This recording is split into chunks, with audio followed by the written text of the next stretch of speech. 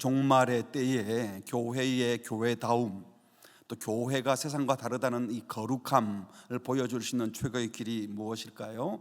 7절에서는 종말의 때에, 만물의 마지막에 가까웠을 때에 정신을 차리고 이것을 지혜롭게 행하고 그리고 근신하여 기도하라고 했습니다. 그리고 바로 이어서 하신 말씀이 무엇보다도 뜨겁게 서로 사랑할지니 사랑은 허다한 죄를 덮는다 라는 말씀이었습니다. 그렇습니다. 종말에 지혜롭게 행하고 기도 중에 깨어있는 교회는 결국 사랑하는 공동체를 이루게 되는 겁니다. 교회가 세상과 다르다 하는 것을 보여줄 수 있는 가장 확실한, 또 꼭 보여줘야 될 것은요, 세상에는 없는 사랑으로 뜨겁게 서로 사랑하는 공동체를 이루는 겁니다. 오늘 찬송 불렀지 않습니까? 세상 모두 사랑 없어 냉랭함을 아느냐, 곳곳마다 사랑 없어 탄식 소리뿐이다. 이때 우리가 여기 사랑이 있습니다, 이게 그런 사랑입니다 하고 보여주는 것이 바로 교회의 교회다움, 교회의 거룩함을 보여주는 가장 확실한 길이라는 거죠. 오늘 8절에 무엇보다도 뜨겁게 서로 사랑할지니, 여기에 무엇보다도 모든 것에 앞서 이렇게 되어 있는데, 이 말씀은 순서상 사랑이 먼저입니다 이런 뜻이기보다 오늘 번역 잘 되었죠. 제일 중요한 것이 사랑이다. 고난과 핍박을 이겨낼 힘이 사랑이다. 종말의 각종 고통과 유혹을 이겨내게 하는 것도 바로 공동체가 뜨겁게 서로 사랑하는 것이다, 그런 말씀이기도 하는 겁니다. 그러니까 기도 중에 깨어있는 삶은 기도를 열심히 한다, 뜨겁게 간절히 기도한다 하는 그 결실은 끝까지 사랑하는 모습으로 보여줘야 한다는 겁니다. 그렇다면 어떻게 사랑해야 합니까? 여기에 뜨겁게 서로 사랑하라 라고 말을 했는데요, 원문에 보면 여러분들 사이에서 이런 겁니다. 그러니까 교우들 사이에서 먼저 사랑하라는 것이죠.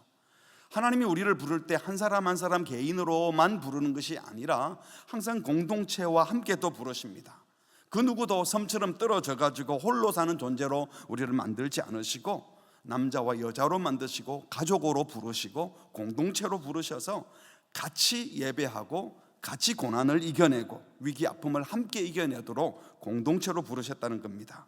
그래서 하나님께 서기관들이 예수님 찾아오셔서 뭐가 제일 큰 계명입니까? 이렇게 물었을 때 예수님이 첫 번째는 주 너희 하나님을 사랑하신 것이 첫 번째고, 두 번째는 이웃을 자신같이 사랑하는 것이다. 이게 계명 전부 다다 라고 하셨어요. 그래서 하나님을 예배하는 사람이 혼자 예배하지 않고 공동체가 함께 서로 사랑하며 예배하는 것, 이것이 성경에 말씀하는 우리에게 주신 가장 중요한 계명이라는 거죠. 우리 예수님께서 최후의 만찬을 하는 자리에서 제자들의 발을 씻어주면서 유언같이 하신 말씀이 무엇이었습니까? 내가 너희를 사랑한 것처럼 너희도 서로 사랑하라. 그리고 그러면서 주께 받은 사랑으로 우리가 서로 사랑하면 세상 사람들이 예수님의 제자구나 알 것이라고 했습니다. 그러니까 우리가 예수님을 따르는 제자라는 것을 증명하는 것은 다른 것이 아니라 서로 사랑하는 모습을 보여주는 것이다. 요한복음 15장에서도 예수님 말씀하시기를 내 계명은 곧 내가 너희를 사랑한 것 같이 너희도 서로 사랑하다. 이게 예수님이 주신 계명이다. 17절에도 같이 읽을까요? 시작. 내가 이것을 너희에게 명함은 너희로 서로 사랑하게 하려 함이니라. 사도 바울이 고린도 교회에도 편지를 쓰면서 사랑장을 썼죠. 그래서 믿음, 소망, 사랑 세 가지 있을 것인데 그 중에 제일은 사랑이다. 여기 사랑도 성도들끼리 서로 사랑하는 거예요. 교인들이 많이 싸우던 교회였거든요. 최고가 사랑이다. 서로 사랑해야 된다. 요한일서 3장 11절에서는 우리는 서로 사랑할지니 라고 하면서 이는 너희가 처음부터 들었던 소식이다. 내가 처음부터 했던 말이 이것 아니냐라고 말씀하시는 거죠. 결국 교회가 해야 될 최고의 사명은 세상에는 없는 사랑으로 공동체 식구들이 모여서 서로 사랑하는 모습 보여주는 겁니다. 다른 것 아무리 잘해도 성령의 희한한 은사가 나타나고 엄청나게 숫자가 모이고 기도를 뜨겁게 하고 건물을 몇 개나 크게 짓고 아무리 그래도 사랑이 없으면, 공동체 식구들이 사랑하지 않고 있으면 모여서 남들 비판하고 불편해하고 미워하고 그러면 아무것도 아닌 겁니다. 그런데 사도는 서로 사랑하는데 여기에 보니까 뜨겁게 서로 사랑하라 그랬어요. 7절 8절을 연결해서 보면 기도는 정신 차리고 지혜롭게 근신해서 하고 생각하면서 하고, 사랑은 감정적으로 뜨겁게 하라는 것일까요? 그런 게 아닙니다. 여기에 뜨겁게라는 헬라어 단어 에크테네, 옛날 성경에는 열심으로 사랑하라 이렇게 번역되어 있었어요. 이거는 간절하게 또 열성적으로 또는 끝까지의 의미를 가지고 있어요.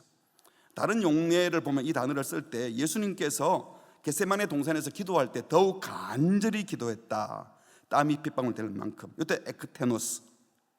사도행전 12장 5절에서도요 사도 베드로가 옥에 갇힌 것을 보고 교인들이 간절히 하나님께 기도했다 할 때 여기서 에크테노스라는 단어를 썼어요. 여기에 간절히, 이 말은 그냥 뭐 좀 열심히 할 만큼 이게 아니지 않습니까? 지금 급박하잖아요.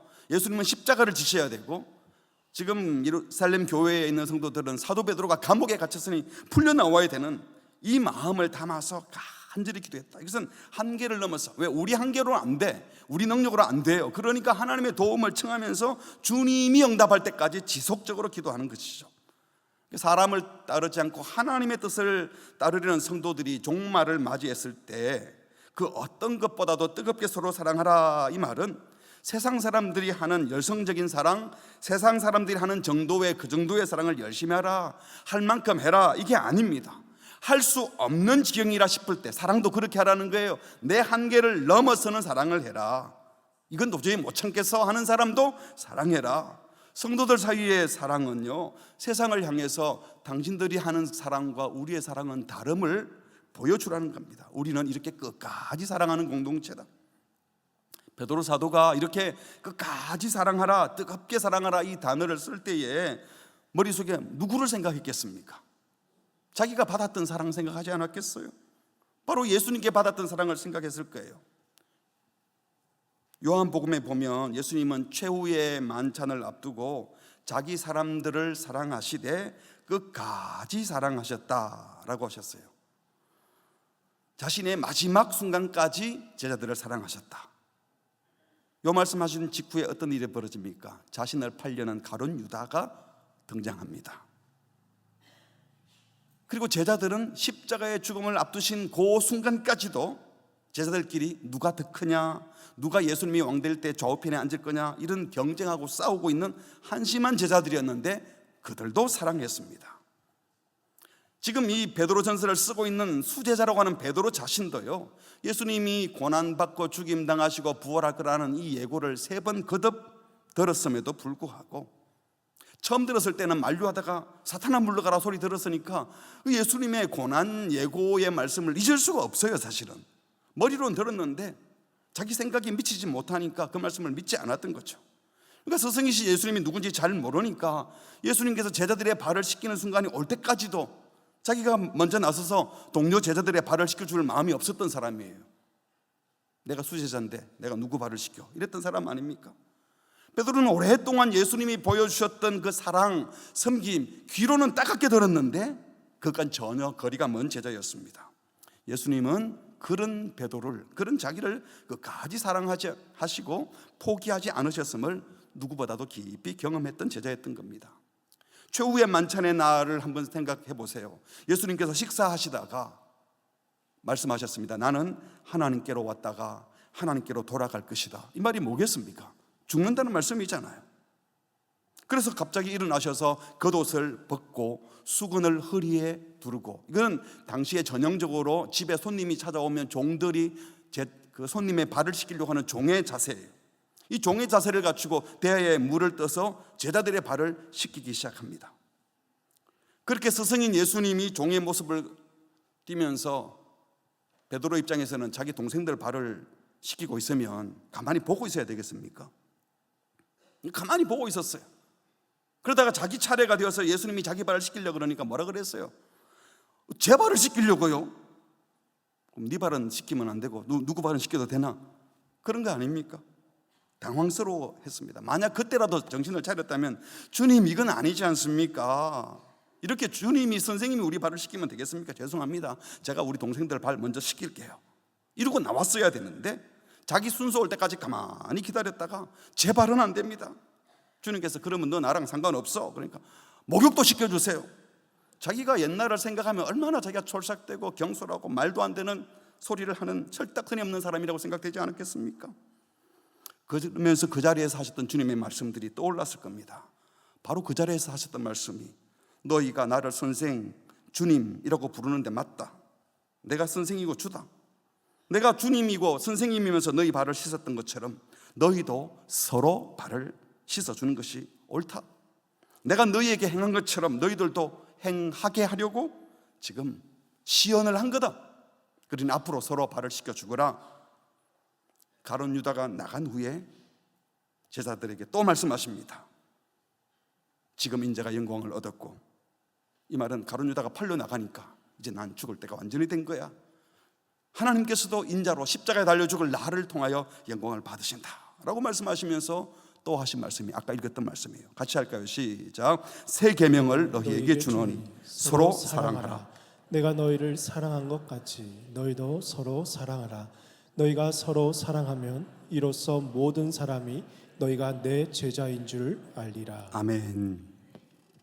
그러면서 13장, 14장, 15장, 16장, 17장까지가 예수님께서 세족식한 그 마가다라 방에서 계속 하신 말씀이에요. 바로 이어서 15장에서도 12절에 내가 너희를 사랑한 것 같이 너희도 서로 사랑하라. 여러분, 베드로는요 자기가 예수님을 뜨겁게 사랑하는 줄 알았어요. 감정이 막 일어나니까. 절대로 예수님 버리지 않겠습니다. 누가 감히 우리 예수님을 죽인다고요? 제가 지켜드리겠습니다. 그래 놓고는 그는 예수님이 잡히실 때 3번이나 부인했습니다. 도망가 버렸습니다. 예수님을 사랑한다고 뜨겁게 말했다는 것은 사실 말뿐이었습니다. 가만히 생각해 보니까 예수님을 사랑한 것이 아니라 내가 그 누구보다도 예수님을 더 사랑해서 내가 이 다른 제자들보다 더 뛰어난 제자가 될 거야 하면서 자기를 사랑하고 있었어요. 그런 마음이면 당연히 동료 제자들을 사랑할 리가 없죠. 다 경쟁 대상이니까. 아마 할 만큼 하고 어느 정도 관계를 유지하면서 예수님 보실 때 나쁜 놈으로 안 보일 정도로 그냥 관계 유지했을 거예요. 진정으로 사랑하지 않았던 것을 베드로 자신이 알았을 겁니다. 주님은 분명히 서로 사랑하라 했는데 그렇게 하지 못했던 자신을 돌아보면 부끄러웠을 거예요. 예수님이 부활하셨지만, 부활하신 주님을 만났지만 사도 베드로가요 예수님과 함께 하고 싶다고 선뜻 말을 꺼내기가 너무 민망했던 겁니다. 그래서 고기나 잡으러 가겠다 하고 예수님 부활한 것 알고도 고기 잡으러 가버렸어요. 근데 거기 예수님이 또 쫓아오십니다. 그리고 불러놓고 말씀하셨잖아요. 그때 이렇게 질문하셨죠. 네가 이 사람들보다 나를 더 사랑하느냐? 요한복음 21장 15절에 네가 이 사람들보다 나를 사랑하느냐라고 물으신 것은 다른 사람은 다 버릴지라도 저는 절대로 안 버릴게요. 너 그렇게 말했는데 진짜 지금도 그러니? 제가 사랑하는 걸 알잖아요. 네가 나를 사랑하느냐? 주님이 아십니다. 네가 나를 사랑하느냐? 주님이 아십니다. 아마 3번 부인했던 것이 떠올랐을지도 모르겠습니다. 사랑한다고 말하면서도 자기가 자기를 못 믿었을 겁니다. 내가 지금 이렇게 말하지만 이 고백이 언제 또 부도수표가 날지 몰라. 아마 베드로는 그 후에 생각했을 거예요. 그래, 내가 가진 사랑으로, 내가 뜨겁다, 열정적이다 하는 이런 사랑으로는 제대로 사랑할 수가 없어. 주님이 하셨던 사랑, 주님이 보여주셨던 사랑, 주님이 그런 나를 끝까지 사랑하시고 나를 위해 목숨을 내어놓으시고 배신하고 도망갔던 나를 또 찾아오셨던 그 사랑, 부활하신 걸 알면서도 고기나 잡으러 갔던 나를 또 찾아오셔서 사랑하냐고 물으시고 확인하시고 찾아오신 그 사랑, 주님의 사랑으로 사랑해야 하는 거야 라고 생각했을 거예요. 그 베드로가 지금 베드로전서를 쓰면서 여러분 뜨겁게 서로 사랑하십시오 라고 말할 때 열정적으로 감정적으로 사랑하라는 뜻이겠어요? 도덕적 능력을 함량해 사랑할 수 있다 이 말을 했겠습니까? 아니죠. 그런 거 다 안 되더라. 주님께 배운 사랑, 주님께 받은 사랑이 있어야 가능하다. 그래야 끝까지 사랑할 수 있다라는 말씀을 하는 겁니다. 그래야만 실패하지 않는다는 겁니다. 그래서 여러분 서로 사랑하려면 제일 먼저 예수님이 나를 얼마나 사랑하셨는지, 나 같은 녀석을 얼마나 끝까지 지키고 보호해주고 사랑해 주셨는지 이걸 진지하게 깨달아야 하는 겁니다. 그렇게 잘 배신하고 잘난 척하고 도망가고 핑계대고 변명하고 말만 하면 자기 보호에는 그렇게 빠르면서 정작 주변을 돌아보지 않고 다른 사람을 사랑하지 않고 자기만 사랑하는 그런 나를 여전히 주님이 사랑한다고 말씀하시고 찾아오신 그 사실을 여러분은 믿으십니까? 그래서 여기 계시는 거잖아요. 그 사랑의 진실로 감사할 수 있는 사람만이 또 다른 일을 제대로 사랑할 수 있는 것입니다. 주님의 사랑이 얼마나 크고 깊은 것이었는지 깊이 느끼고 경험하시면서 주님께서 주신 그 사랑으로 여러분의 가족들을, 여러분 다락방 식구들을, 여러분이 만나는 믿음의 식구들을 사랑하시기를 주님의 이름으로 축복합니다. 근데 여러분, 이렇게 끝까지 사랑하는 것은요, 기본적으로 세상 복을 구하는 자들이 모인 곳에는 그게 아무리 교회라도 원천적으로 불가능합니다. 예수 믿으면 복 받는다고 가르치고, 그래서 내가 예수 열심히 믿어서 부자 되어야 되겠다, 그 삶과 방향의 목적이 내가 복받아 내가 잘 되는 것이 목표로 신앙생활을 한다면요, 그런 사람들이 모인 교회에서는 절대로 끝까지 사랑 못합니다. 왜? 결국은 내가 잘 되기 위해서는 경쟁해야 되고 비교해야 되고 사랑하는 듯 열심히 하다가 결국에는 싸우게 되는 거예요. 예수님을 가르치고 예수님을 배우고 예수님을 닮아서 예수님이 주신 사랑으로 나만 잘 되는 것이 아니라 공동체가 잘 되는 것을 꿈꾸는 것이 궁극적인 목적이 아닌 한 절대로 끝까지 사랑할 수 없습니다. 예수 믿는다는 것은 내가 낮아짐으로 상대를 높여주고, 내가 사랑함으로 나를 세우지 않고 이웃을 세워주고, 그래서 궁극적으로 예수 그리스도의 몸된 교회를, 공동체를 세우는 거예요. 가족들도 마찬가지입니다. 가족들이 모여가지고 아빠는 아빠 잘 되려고 그러고 엄마는 엄마 잘 되려고, 자식은 자식만 잘 되려고, 그거는 콩가루 집안이죠. 가족들이 함께 잘 되기를 당연히 생각하지 않습니까? 정상적인 가정이면. 교회 공동체가 그러해야 하는 겁니다. 궁극적인 목적이 나 잘 되는 것이 아니라 함께 복된 공동체를 이루는 것을 목표로 할 때 비로소 우리는 끝까지 사랑할 수 있습니다. 교회가 세상의 가치를 따르지 않고 예수님을 따르는 자들임을 보여줄 수 있는 최고의 길은 애초부터 나를 세우지 않고 공동체를 세우려고 하고, 내가 잘 되려고 하지 않고 함께 공동체를 세우겠다, 이것을 목표할 때 가능한 겁니다.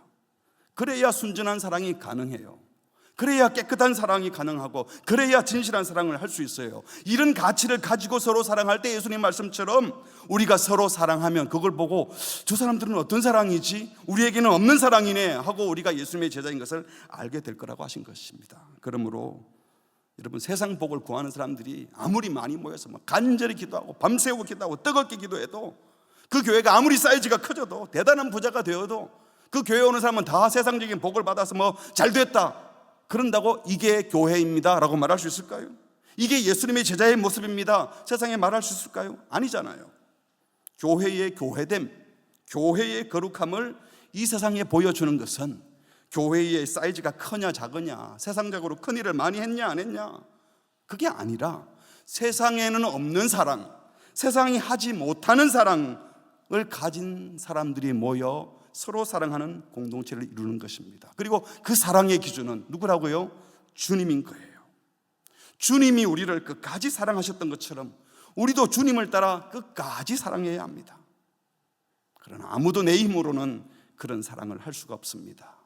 날 사랑하신 주님의 그 큰 사랑으로만 가능합니다. 주께서 우리 공동체 모든 식구들에게 개인적인 안위보다도 서로 사랑하는 몸된 공동체를 이루고픈 마음을 부어주시기를 바랍니다. 주님의 사랑을 부어주셔서 우리 어린 자녀들이 어릴 때부터도 자기만 챙기는 것이 아니라 옆에 친구들을 챙기고 동료들을 돌아보고 공동체를 이루고 싶은 그런 마음을 주시기를 주님의 이름으로 축복합니다. 우리 가정에서 다락방과 각종 모임들 속에서 이 사랑, 끝까지 하는 사랑이 있기를 축복합니다. 그래서 이런 교회를 보고 세상이 스스로 교인들 보기에 부끄럽다, 저 사람들은 저렇게 사랑하는데 우리는 이딴 것 가지고 싸우고 지주고 뽑고 우리 너무 짐승 같아, 그치? 교인을 보니까 이래야 되는데 요즘은 어때요? 세상이 교회를 보고 부끄럽다, 부끄러워, 우리도 안 그런다, 어떻게 교인들이 모여서 저딴 짓을 하고 있나, 예수가 저렇게 가르치나. 여러분, 그들이 가진 일반 은총에 나오는 도덕적 기준으로도 사랑 못하는 공동체가 되면 어떻게 우리가 복음을 전할 수 있겠습니까? 앞선 3장에서 사도가 말했잖아요. 성도들이 서로 마음을 같이하여 형제를 사랑하고 불쌍히 여기고 자기보다 남을 낮게 여기고 겸손하고 악으로 갚는 것이 당연하다는 세상에서 욕으로 갚는 것이 당연하다는 생각에서 그렇게 하지 않고 욕하는 사람을 복빌고 자기한테 악하게 하는 사람에게 끝까지 복을 비는 그런 사람들이 모인 곳이 교회라고 하십니다. 어떤 경우에도 도리어 복을 비는 자, 끝까지 사랑하겠다 그러면 누가 어떻게 하겠어요? 우리가 자기들과 똑같이 해야지 뭐 덤벼들고 싸울 수 있는데 아무리 때려도 아무리 공격해도 축복하고 복을 빌고 아이고 우리가 못하겠다, 저 사람들은 달라. 여러분, 주께서 배운 사랑으로 세상에서 그 누구도 경험하지 않는 그 사랑을 세상에 보여주는 우리 모두가 되기를 바랍니다. 이 사랑이 훈련이 되면 밖에 나갈 수도 어떻게 할까요? 누구를 만나도 기본적인 훈련이 남을 배려하고 남을 축복하고 다른 사람을 존대하고 존중하고 함부로 대하지 않는 것이 몸에 배이는 거예요. 근데 저는 간혹 식당이나 어디 바깥 만남에 가서 뭐 전철 안에서도 그렇고 권사님, 집사님, 목사님 그러는데 그냥 기본 행동들이 전혀 배려가 없고 존중함이 없고 주변을 돌아보지 못하고 그 기본이 안 된 그것은요 복음이 없는 거예요. 복음의 가치가 들어서 그런 사랑을 훈련받았다면 어떻게 그럴 수 있겠어요? 바라기는 오늘 이 예배 공동체에 계신 우리 모든 성도님들, 주께서 우리를 어떻게 사랑하는지 기억하시고 우리를 어떻게 배려하고 존중하고 끝까지 사랑하셨는지 기억하셔서 주께서 배운 사랑으로 우리끼리 사랑할 뿐만 아니라 이것이 바깥 삶에서도 풍겨나기를 주의 이름으로 축복합니다. 그런데 이렇게 뜨겁게 사랑해야 될 이유가 무엇이라고 합니까? 무엇보다도 뜨겁게 사랑할지니 사랑은 뭐라고요? 허다한 죄를 덮는다. 누구의 죄를 덮을까요? 내 죄를 덮을까요? 형제의 죄를 덮을까요? 형제의 죄를 덮는 거죠. 잠언 10장의 말씀을 인용한 거예요. 12절에 보니까 미움은 다툼을 일으키지만 사랑은 모든 허물을 가린다. 공동체 안에 미운 마음이 있으면요 그냥 지나가는 말로 했는데 상처받고 또 작은 말 하는데도 남에게 다툼을 일으키는 말을 해서 여기저기서 분란이 일어날 거예요. 근데 반대로 사랑이 가득한 공동체는 작은 허물과 잘못은 덮어주게 된다는 겁니다. 실제로 사랑이 많은 공동체에서는 웬만한 실수나 잘못이 있어도 그게 무슨 범죄 행위가 되거나 결정적으로 하나님의 영광을 가리는 일이 아니라면 이럴 수도 있고 저럴 수도 있는 일 그냥 이해하고 용납하고 넘어가요. 근데 사랑이 없는 공동체는 별것도 아닌 거 가지고 트집을 잡고 말에 의심을 하고 오해하고 없어도 될 갈등을 막 만들어내는 겁니다. 시편 기자의 말씀처럼 허물의 사함을 받고 자신의 죄가 가려진 자는 복이 있도다. 여러분, 죄를 지었는데 죄 사함을 받는 기쁨, 그 죄가 가려지는 은혜를 받는 것은 아주 복된 일입니다. 서로 사랑하는 공동체는 분명 서로 정죄하고 남의 죄를 막 덜추어내기보다 서로의 죄를 용서하고 덮어주는 공동체인 줄 믿습니다. 우리 교회가 그런 교회가 되면 좋겠습니다. 그런데 사랑이 허다한 죄를 덮는다는 말씀이 죄를 덜추어내거나 비난하지 않는다는 말씀이지, 이 말씀을 곡해해서 분명히 죄를 지었는데 그거 죄 아니야, 안 들키기만 하면 돼 하고 숨겨주는 것이 사랑이 죄를 덮는 건 아닙니다. 교회 안에 누가 명백히 죄를 지어가지고 피해자가 발생했어요. 또 교회 공동체가 손해를 입었어요. 근데 잘못한 사람이 유력한 사람이야. 그럼 어떻게 해야 됩니까? 좋은 게 좋은 것 아닙니까? 괜히 긁어 부스럼내지 말고 우리가 심판할 필요는 없잖아요. 은혜로 넘어갑시다. 죄를 무시하고 죄를 간과해도 된다는 말씀이 아닙니다. 이미 앞에서 보셨잖아요. 베드로전서 4장 1절에서 그리스도인은 뭘 거쳤다고요? 죄를 거친 자들이에요. 그리고 2절에 그래서 그 이유는, 신자가 된 이후로는 죄된 정욕을 따라 사는 사람이 아니라 하나님의 뜻을 따라 살아가는 자들이 교회예요. 이런 사람들이 공동체 안에 있는 죄를 없는 것처럼 덮어버린다? 있을 수 없는 일이죠. 덮어두면 어떻게 됩니까? 나중에 썩은 냄새가 진동하고 덮어두고 여기도 덮어두고 저기도 덮어두고 나중에는 썩은 냄새가 진동해서 교회를 완전히 망가뜨릴 겁니다. 죄를 덮는 사랑은요 결코 진리와 분리되지 않습니다. 앞선 1장 22절에 너희가 진리를 순종함으로 너희 영혼을 깨끗하게 하여 거짓 없이 형제를 사랑하기에 이르렀으니 마음으로 뜨겁게 서로 사랑하라. 이것도 뜨겁게 서로 사랑하라는 말씀 앞서서 진리에 대한 순종, 영혼을 깨끗이 함, 거짓 없음을 말했습니다. 진리 없는 사랑, 거짓이 포함된 사랑은 사실은 참사랑이 아니에요. 허물과 죄를 그냥 내버려 두거나 잊어주는 것도 참사랑이 아닙니다. 허물을 덮어주는 일, 죄를 덮는 사랑에는 반드시 그 죄를 인정하고 죄값을 치르는 과정, 진리, 정의, 공의가 있어야 합니다. 우리 예수님도 요한복음 1장 14절에 말씀하시기를 예수님은 은혜로운 분이기만 한 것이 아니라 뭐가 충만했다고요? 진리도 충만한 분이라고 했습니다. 그래서 하나님은 범죄한 우리를 사랑하셨지만 우리의 끔찍한 죄를 대충 얼버무리고 없는 것으로 하지 않았습니다. 썩은 냄새가 나는 죄를 대충 덮고 지나가는 것이 아니라 그 더럽고 끔찍한 죄를 해결하기 위해서 하나밖에 없는 독생자 예수님을 보내어 주셨어요. 그리고 우리 대신 끔찍한 십자가의 고통을 감당하셔서 대속의 피를 흘리게 하셨습니다. 이것이 바로 죄를 벌하시는 하나님의 공의일 뿐만 아니라 우리가 받을 벌을 주님이 대신 받게 한 주님의 사랑이었고 이것이 죄를 덮어주기 위한 과정이었어요. 그러니까 여기서 죄를 덮는다 이 말은 죄를 그냥 덮어두기만 하는 것이 아니라 제물의 피가 죄인의 죄를 덮는다라면 죄를 속하는 걸 말하는 거잖아요. 썩은 냄새가 나도록 내버려두는 것이 아니라 그 죄를 사해주는 과정을 포함하는 거예요. 희생 제물을 드려서 속죄한다 이 말은 냄새나는 죄를 그냥 덮어두려고 희생 제물을 드리는 것이 아니라 그 죄를 없이 하기 위한 거예요. 이 속죄의 과정에 실제로 제물을 드릴 때도 인간이 자기 죄를 다 고백하면서 내 죄가 전가되도록 제물 위에 손을 얹고 안수하잖아요. 죄를 인정하고 고백하고 그리고 끔찍한 제물에 희생당하는 모습을 보면서 내 죄가 이렇게 끔찍해서 그걸 고백하고 용서를 구하고 이게 주님이 속죄하는 과정이었어요. 이 피 흘리는 과정을 통해서 죄를 사해 주셨습니다. 마찬가지로 교회 공동체 안에서 죄를 범한 자가 있을 때 그냥 죄를 묻어두고 가는 것이 아니라 피 흘림과 희생 제물의 고통이 있었듯이 우리 예수님이 십자가 지셨던 것처럼 죄인을 품은 공동체가 그 죄를 함께 아파하며 고통의 눈물을 함께 흘리는 겁니다. 이게 사랑인 거죠. 왜? 허물을 덮어주려고 그러는 거예요. 지적질해서 죽이려고 하는 게 아니라 무엇보다도 제일 중요한 것은 범죄한 당사자가 죄를 인정하고 고백하고 철저히 회개하고 나는 주님의 속죄 피가 없으면 용서받을 수 없는 죄인이에요 하고 용서를 구하고 회개한 증거가 따라오는 이 모든 과정이 사랑은 허다한 죄를 덮는다라는 말씀이라는 겁니다. 쉬운 예로 여러분 자녀가 잘못하면 어떡합니까? 됐어 괜찮아. 또 잘못했는데 괜찮아. 계속 덮어뒀다가 아이가 죄에 익숙하도록 내버려 두는 게 허물을 덮어주는 겁니까?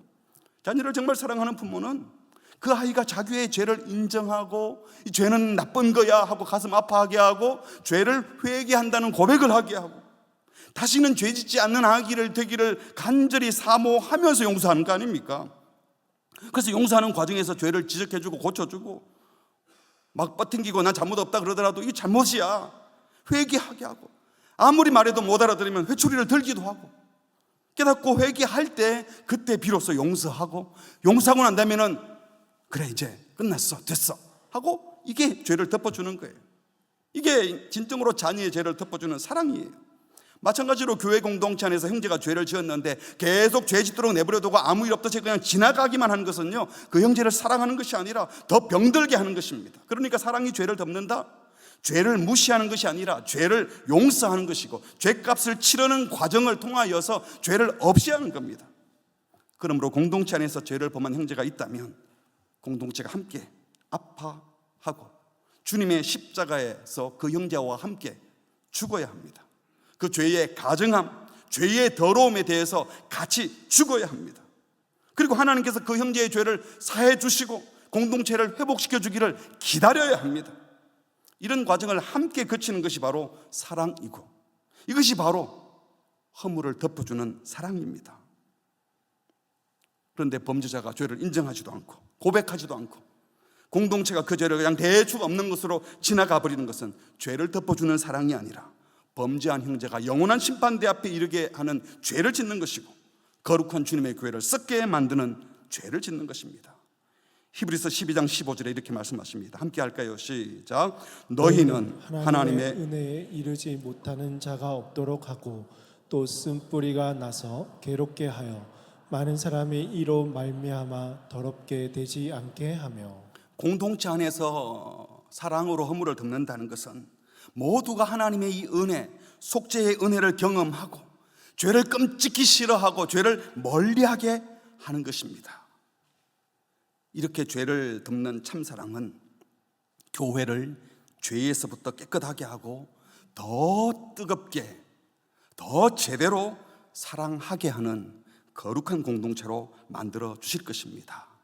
그렇게 사랑하는 공동체가 될 때 비로소 세상 사람들이 우리랑 다른 종류의 사랑을 하고 있구나, 교회가 이렇게 죄를 덮어주고 그래서 죄를 없이 하고 더 사랑하는 거룩한 공동체를 이룰 때 주님이 그 교회를 통해서 영광 받으실 줄 믿습니다. 여기서 우리가 정말 주의해야 될 것은요, 사랑이 허다한 죄를 덮는다는 말씀을 파렴치한 죄를 범한 자가 자기한테 적용하는 거예요. 그냥 하나님이 내 죄를 다 사해 주셨어요, 제 죄는 다 용서받았어요, 이제는 자유해요. 그런데 옆에서 피해자는 고통의 눈물을 흘리고 있다. 자기 혼자 면죄부를 줘버리고 저쪽은 힘들어한다. 이건 아닌 거죠. 베드로전서 2장 16절 말씀처럼 속죄함 받은 그 자유로 자기 악을 가리는 데 쓰면 안 되는 거예요. 속죄함 받은 게 아니에요. 이런 사람들이 꼭 그러잖아요. 사람은 허다한 죄를 덮는다고 하는데 뭘 그렇게 교회가 빡빡하게 그럽니까? 은혜로 넘어가야지. 죄를 범한 자가 회개하지도 않고 자기 죄를 대충 덮어달라고 못 번진 걸로 해달라고 해서는 안 된다는 겁니다. 진짜 사랑으로 죄와 허물을 덮는다는 것은 그 죄를 용서해주는 과정에서 범죄자 본인이 죄를 돌이키고 회개하는 과정이 포함되어 있습니다. 진정한 회개가 있어야 용서도 가능해지는 거 아닙니까? 회개 없는데 어떻게 용서가 됩니까? 만일 혹시 교회가 이 은혜의 교리, 용서의 교리를 오남용 악용해서 주님이 회개하는 자에게만 주시는 그 죄세의 자유를 자기 악을 가리도록 내버려 뒀다면 교회가 함께 회개해야 하고 부끄러워해야 되는 겁니다. 실제적인 상황에서 여러 가지 케이스가 있을 수 있어요. 나하고 아무 상관없는 사람이 나한테 재산상의 손해를 끼치거나 내 몸을 다치게 하거나, 그래놓고는 잘못을 인정하지도 않고 뻔뻔스럽게 하고 있어요. 그런 사람이 나한테 용서를 안 구한다고 막 열내고 그럴 필요는 없어요. 그 사람이 불쌍한 거예요. 그런 사람 때문에 내가 속상해 될 필요는 없어요. 저런 사람이구나, 내버려 두세요 그냥. 근데 중요한 것은 잘못을 범한 사람이 나의 형제나 내가 사랑하는 공동체의 식구라면 죄를 깨닫고 회개하도록 돕는 것이, 그래서 진정한 사죄의 기쁨을 누리게 하는 것이 사랑인 겁니다. 그리고 또 어떤 형제가 잘못을 했는데 나는 피해를 안 받더라도 다른 사람이 피해를 봤어요. 피해자가 있으면 피해자에게 찾아가서 죄를 고백하게 하고 용서를 구해서 다시는 죄를 짓지 않는 조처를 할 뿐만 아니라 보상해 줄 것은 보상해 주는 과정을 거치게 해야 돼요. 그래서 피해자가 그런 과정을 보면서 용서해야 되겠다, 내가 어떻게 품고 있겠노 해서 피해자가 용서하고픈 마음이 생기도록 도와주는 것이 공동체가 할 일인 거죠. 그래서 용서하고 용서받는 관계가 되게 하는 것이 진정으로 형제의 허물을 덮어주는 것입니다. 대충 죄를 묻어두고 지나가면 쉽죠. 근데 그건 사랑이 아니라 귀찮아서 듣고 지나가는 거죠. 무관심인 겁니다. 그래서 허물을 덮어주는 사랑이 결코 쉬운 것이 아니에요. 덮고 지나가는 건 쉽지만 제대로 허물을 사하고 덮어주는 이 과정은 어렵다는 겁니다. 그러나 뜨겁게 끝까지 사랑하기 위해서, 형제의 허물을 제대로 덮어주기 위해서 세상에 없는 사랑으로 사랑하는 것이, 그것만이 세상 앞에서 교회는 다르다는 것을 보여주는 길인 겁니다. 죄를 덜 치워내고 지적질하는 것이 아니라 정말 죄를 없애고 서로의 허물을 덮어주면서 거룩한 공동체를 이루어내는 우리 교회가 되기를 주님의 이름으로 축복합니다. 말씀을 맺겠습니다. 내가 복받고 내가 성공하려는 목표를 세운 공동체 안에서는요, 절대로 끝까지 사랑할 수 없습니다. 허물을 덮어주는 사랑 불가능합니다. 눈물 흘린다고 되는 거 아니에요. 여러분도 눈물 흘려봤고 눈물 흘리는 사람 봤잖아요. 눈물 흘리면 괜히 그냥 마음이 싸안해서 봐주고 싶지만 그거 다 아니에요. 베드로가 알잖아요. 자기가 어떻게 했는지. 일시적으로 감정적으로 뜨겁게 하는 사랑, 죄에 무감각해서 속죄하는 과정 없이 죄를 그냥 대충 덮고 지나가는 사랑은 결국 공동체를 망칠 겁니다. 사랑하기에 범죄한 형제를 지적질하는 것이 아니라 죄를 회개하도록 진정한 사랑의 마음으로 도와주는 겁니다. 죄에서 빠져나오도록. 그게 허물을 덮어주는 겁니다. 그런데 여러분, 이런 사랑이 우리에게 없어요. 용기도 없고 그럴 만한 위인도 못 됩니다. 죄인된 우리의 마음을 감정적으로 뜨겁게 한다고 이런 사랑이 가능해지는 것도 아닙니다. 여러분, 어떻게 해야 됩니까? 없는데, 이런 사랑을 할 능력이 안 되는데. 앞에서도 보셨지만 1장 22절에 너희가 진리를 순종함으로 너희 영혼을 깨끗하게 하여 거짓없이 사랑하기에 이르렀다. 진리의 순종함과 함께 뜨겁게 서로 사랑하라고 하시고는 바로 이어서 하신 말씀이 23절에 너희가 거듭난 것 썩지 아니할 씨로 되었다. 그게 뭐죠? 살아있고 있는 항상 있는 하나님의 말씀으로 거듭났다. 그러면서 24절에 말씀하시기를 푸른 마르고 꽃은 떨어지지만 25절 같이 읽을까요? 시작. 오직 주의 말씀은 세세토록 있도다 하였으니 너희에게 전한 복음이 곧 이 말씀이니라. 한마디로 영원히 변하지 않는 순전한 하나님의 말씀에 붙들려서 뜨겁게 끝까지 사랑하라는 겁니다. 수시로 정기적으로 계속 말씀의 씨가 우리에게 뿌려져 가지고 말씀이 공급되면 그 말씀을 먹고 자라난 영혼들이 세상이 말하는 냄새나는 사랑, 썩은 사랑, 죄된 욕망을 부추기는 사랑, 상대방의 매력에 반응하면서 자기만 좋으면 된다는 식의 사랑, 거짓된 사랑에 빠지지 않고 계속 말씀을 들으면서 제가 순전하지 못해요, 제게 이기심이 있어요, 제게 욕심이 있어요, 주님은 이렇게 사랑하셨는데 하고 말씀을 통하여 계속 주님을 만나고 말씀 안에서 순전하게 말씀의 씨앗이 생명이 떨어질 때 비로소 사랑할 수 있다는 겁니다. 그렇습니다. 한번 따라합시다. 말씀 없이는 사랑이 없습니다. 진리 없이는 참된 사랑이 없습니다. 그래서 여러분, 기도해야 됩니다. 우리 공동체 안에 순전한 말씀이 계속 선포되도록. 무슨 의도를 가지고 얘기를 하는 게 아니라 정말 말씀이 뭐라고 말씀하시는지, 말씀으로 거룩해지지 않은 사람들이 하는 사랑은, 자기 힘으로 하는 사랑은 다 거짓된 사랑이고 매혹적으로 보이지만 결국은 자기만 살려는 사랑입니다. 끝까지 사랑하려면, 제대로 사랑하여 허물을 덮어주는 공동체가 되려면 그 사랑이 진리에 근거해야 합니다. 거짓이 없는 사랑이어야 합니다. 거룩한 사랑이어야 합니다. 매력에 반응하는, 내가 좋아서 매력에 반응하는 에로스적인 사랑이 아니라 형제의 필요에 의지적으로 반응하여 희생하며 하는 아가페 사랑이어야 합니다. 그래서 뜨겁게 끝까지 사랑하는 공동체, 허물을 덮어주는 공동체가 되기 위해서 제일 먼저 영원히 변하지 않는 하나님의 말씀, 진리의 말씀, 썩지 않는 영원한 말씀으로 거듭난 성도들이 그 공동체 안에 있어야 하는 겁니다. 그리고 계속 거룩한 말씀을 공급받아 주님을 닮은 거룩한 성도로 자라가야 하는 겁니다. 그래야 제대로 사랑할 수 있으니까요. 우리가 예배드리는 최종의 목적이 뭡니까? 하나님을 예배해서 성도들이 서로 사랑해야 돼요. 왜 훈련받아요? 다락방에 모이는 목적이 뭐예요? 무슨 일하려는 겁니까? 결국은 사랑하는 공동체, 한몸된 교회를 세우기 위함 아닙니까? 거룩을 추구하세요. 뭐가 거룩이에요? 사랑하십시오. 말씀의 사람이 되고 싶어요? 사랑하십시오. 주님의 큰 일을 하고 싶습니까? 뭐가 큰 일입니까? 뜨겁게 끝까지 서로 사랑하십시오. 큰 능력을 받고 싶습니까? 왜 받으려고 합니까? 사랑하기 위해서 받아야 됩니다. 끝까지 사랑하셔서, 서로 사랑하셔서 형제의 허물을 정말 제대로 덮어주는, 그래서 주님이 기뻐하시는 거룩한 사랑하는 공동체를 이루기를 주님의 이름으로 축복합니다. 우리 옆 사람과 마음을 담아서 다시 한번 인사할까요? 사랑합니다. 축복합니다. 우리 함께 찬양하실 때 날 사랑하신 주님의 그 큰 사랑으로, 내 사랑이 아닌 내 안에 계신 예수님의 그 사랑으로 당신을 사랑합니다. 축복송으로 많이 부르던 가사인데요, 오늘 주신 말씀이에요. 내 힘으로 사랑할 수 없지만, 내가 가진 모든 것으로 축복할 수 없지만 주님이 주신 놀라운 사랑으로 사랑하겠습니다. 조금 천천히 부를게요. 날 사랑하신 주님의 그 큰 사랑으로 내 안에 계신 예수님의 그 사랑으로 당신을 사랑합니다.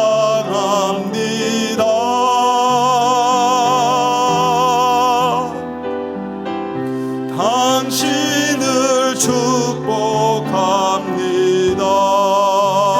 다시 한번 날 사랑하신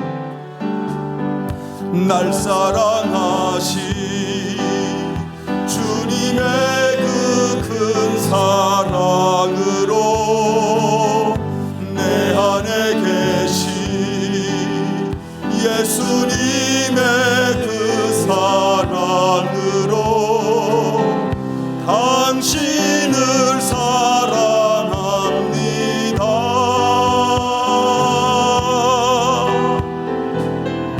당신을 축복합니다.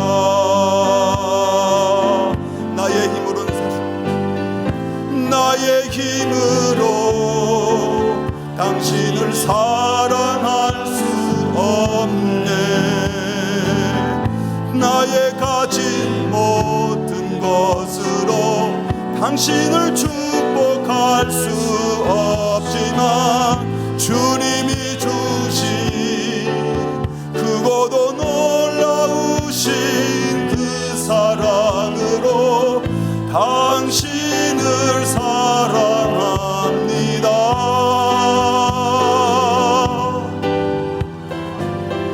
당신을 축복합니다.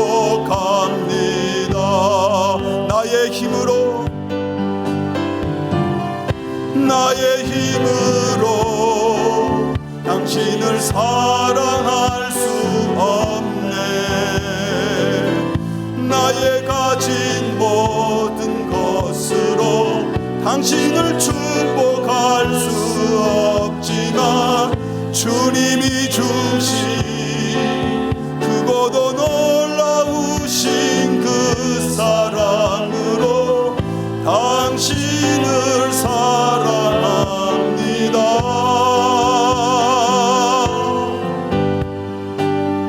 당신을 축복합니다. 우리 같이 기도하겠습니다. 연애하는 분들이 연애할 때는요, 연인이 너무 매력적이어서 그 매력을 내가 소비하는 거죠. 내가 좋은 거예요. 그건 좋아하는 거죠. 근데 결혼하고 나면 계속 매력을 소비하는 게 아니라 배우자의 필요에 반응해서 내가 희생하고 헌신하면서 시간도 몸도 또 짜증이 나도 그것까지 필요를 공급해주는 자가 되어야 되는 겁니다. 성경이 말하는 사랑은 매력에 반응하는 게 아니에요. 그건 세상 사람들 다 합니다. 매력적이면 다 좋아하죠. 애들이 말 잘 듣고 공부 잘하고 막 착하면 아이고 착하다 그러고 칭찬할 수 있지만 사고 치고 문제 일으켜도 왜 부모가 계속 사랑합니까? 내 자식이니까. 왜 배우자를 끝까지 사랑하죠? 하나님이 언약으로 맺어주셨으니까. 교회 공동체들도 마찬가지인 겁니다. 우리에게는 사실 끝까지 사랑할 능력도 없고 힘도 없고 그럴 의도도 사실 없어요. 가만히 보면 애초부터 우리가 공동체를 생각지 않고 자기만을 생각하는 아이로 키우고 그런 생각을 갖고 있으면 우리는 끝까지 사랑 못합니다. 이 시간 기도할 때 주님의 마음을 부어주셔서 나 혼자 부르지 않고 식구로 공동체로 부르셨다고 했는데 이 마음을 부어주시옵소서. 그래서 끝까지 사랑할 수 있는 은혜를 주시옵소서. 허물을 덮어주는 사랑이 대충 죄를 덮고 넘어가는 것이 아니라 거룩한 사랑, 진리에 기반한 사랑, 죄를 없이 해주는 속죄의 과정을 포함하는 이 사랑을 하고 싶은데 주님, 귀찮아서 대충 그냥 지나가고 싶은데 주님 은혜를 주시옵소서. 용기를 주셔서 거룩한 사랑을 할 수 있도록 주여 은혜를 주시옵소서. 우리 교회 공동체 안에 별것도 아닌 거 가지고 따지고 오해하고 비방하는 것이 아니라 또 무슨 사정이 있을 거야, 내가 모를 뭐가 있겠지라고 할 수 있는 이 넉넉함을 우리에게 주옵소서. 그리고 이 사랑이 세상에 나가서도 펼쳐질 수 있도록 주여 은혜를 주시옵소서. 다 함께 합심으로 기도하시겠습니다. 하나님 아버지,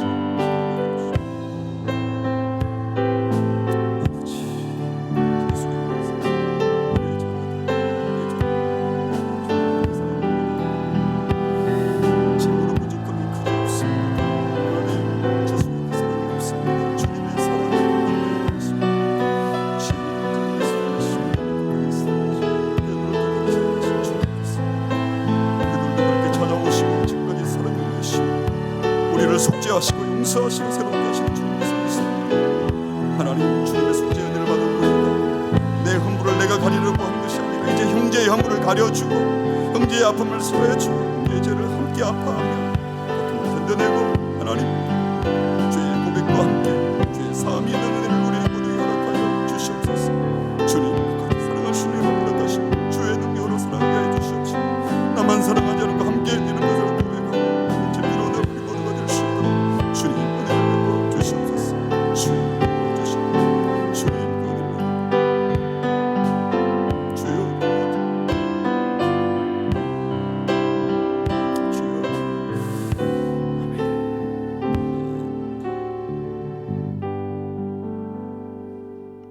하나님 아버지, 우리를 끝까지 돌보시고 끝까지 용서하시고 끝까지 사랑해 주셔서 감사합니다. 허물 많은 베드로, 끝까지 배신하고 도망갔던 베드로 끝까지 찾아가셔서 사랑해 주시고 도와주셨던 그 주님께서 오늘 우리들도 그렇게 사랑하시는 줄 믿습니다. 우리가 그 사랑 받았사오니 우리의 자녀들을, 나의 배우자를, 우리의 다락방 식구를, 내가 평소에 힘들어하던 그 자들을 그렇게 사랑하게 하여 주시옵소서. 내 속에는 그런 사랑이 없사오니 허물이 보이면 그냥 대충 지나가려고 하고 허물이 보이면 지적질하려고 하는 그런 것이 아니라 주님의 사랑으로 죄를 없이 하면서 함께 죄 없는 거룩한 공동체를 이루겠다는 거룩한 열망을 우리 공동체에 허락하여 주시옵소서. 세상이 감히 범접할 수 없는, 세상에 없는 그런 사랑의 공동체가 되게 하여 주옵소서. 예수님의 이름으로 기도합니다. 아멘.